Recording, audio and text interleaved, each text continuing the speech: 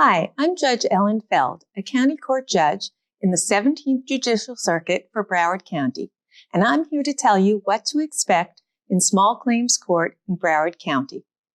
A small claims case is a legal action filed in county court to settle minor legal disputes among parties.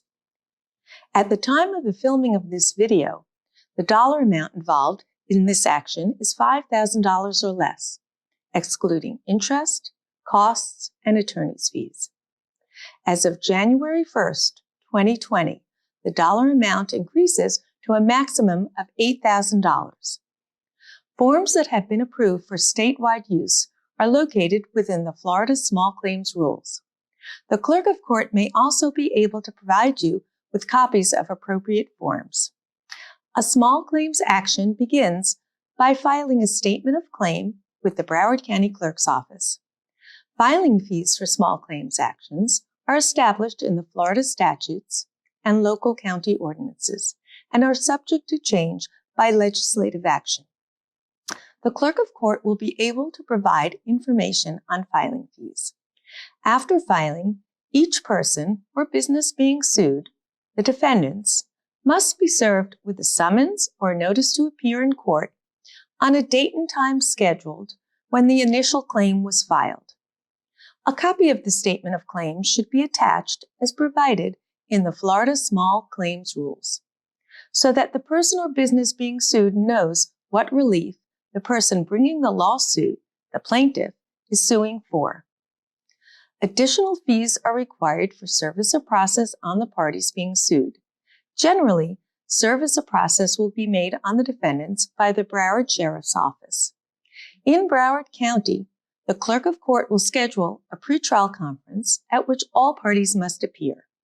If the defendants have been properly served and fail to appear at the pretrial conference, the plaintiff may be entitled to a default and a default final judgment. The judge presiding at the time of the pretrial conference may ask questions or require the plaintiff to produce documents in support of their claim, including proof that the defendants are not in the military service. The court may prepare the judgment for the plaintiff. However, the court does not collect the judgment.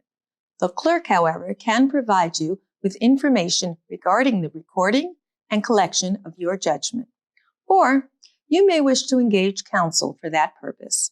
The Broward County Bar Association does have a low-cost lawyer referral service that you may wish to use. If the plaintiffs and defendants both appear at the pretrial conference, the presiding judge is likely to send both sides to mediation right then with a trained mediator who is in the courtroom. The mediation service is free to the parties and is designed to help litigants resolve the issues between them fairly and quickly. Typically, at the start of the pretrial conference, the presiding judge will explain the process to all the litigants and introduce all the mediators present.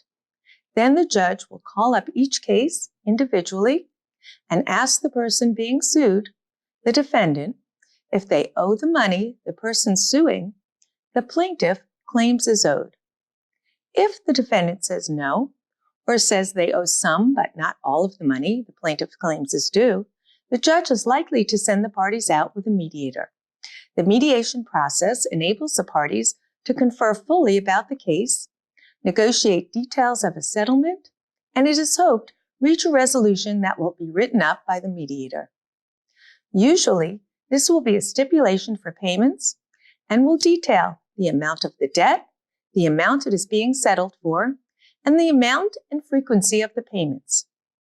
If the parties reach an agreement that requires the defendant to pay all or part of the plaintiff's claim, the plaintiff will also be able to recover from the defendant the court costs they incurred in bringing the lawsuit.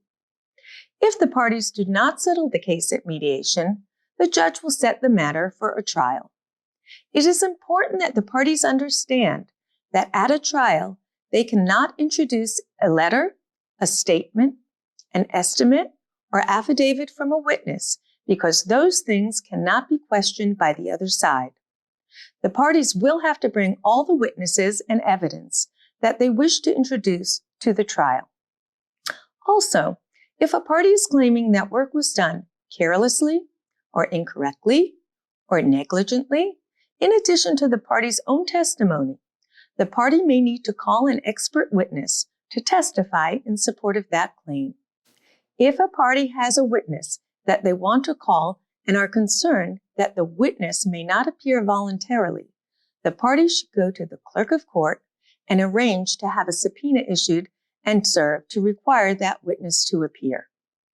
At the trial, the plaintiff, the person suing, will be required to present evidence first, since the plaintiff has the burden of proving their claim by a preponderance of the evidence.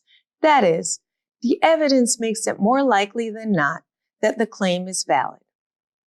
The judge may ask questions of any witness and may permit the defendant to ask questions of the witnesses. After the plaintiff presents all of their evidence and witnesses, it will be the defendant's turn to testify and present evidence. All the parties and witnesses must direct their testimony to the judge, not to each other, and are also expected to let every witness testify without interruption. After the judge has heard all the evidence, the judge will issue a ruling. That may happen in open court immediately after the trial has concluded, and at that time, the judge may offer the parties another opportunity to enter a payment plan to avoid the entry of a judgment. Or the judge may take the matter under advisement and enter a judgment at a later date that reflects which party won the case and how much the losing party must pay the winning party. In addition, the judge may order the losing party to fill out a fact information sheet that contains personal information designed to enable the judgment holder to collect on the judgment. It is important that you understand that the court will not collect the judgment for you. If you are the winning party, you must pay to record the judgment, and you may need to seek collection remedies such as garnishment to get the money you are owed. You can find out more about how to collect your judgment from the Broward County Clerk's Office. I want to thank you for your time and wish you good luck in small claims court in Broward County. Thank you.